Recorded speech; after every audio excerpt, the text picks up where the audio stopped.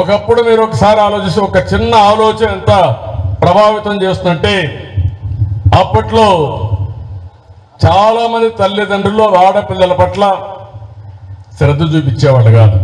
ఎప్పుడైనా పెళ్లి చేసి పంపించేయాలి కాబట్టి ఆటోమేటిక్గా మగపిల్లల్ని బాగా చదివించి ఆడపిల్లల వయసు వస్తానే పెళ్లి చేసి పంపించేసేవాళ్ళు, చదివించకుండా.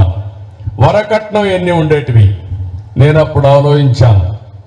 ఒకే ఆలోచన, 33% ఉద్యోగాల్లో కాలేజ్ సీట్లలో రిజర్వేషన్లు పెట్టి ఆడపిల్లలకు చదువెందుకు ముఖ్యమో పదే మీటింగులో మాట్లాడాను.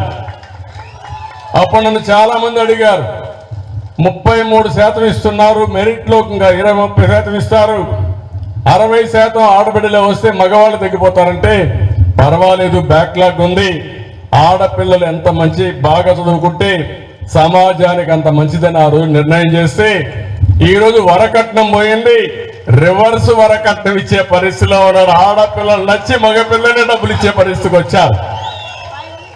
ఎన్నేళ్ళు జరిగింది ఇవన్నీ? 25 సంవత్సరాలు. ఈ రోజు మగపిల్లల కంటే ఆడపిల్లలే ఎక్కువ డబ్బులు సంపాదిస్తున్నారు. భార్యాభర్త కంపేర్ చేస్తే భర్త కంటే భార్య ఎక్కువ డబ్బులు సంపాదిస్తా ఉంది. ఆ రోజులు వచ్చేసాయి.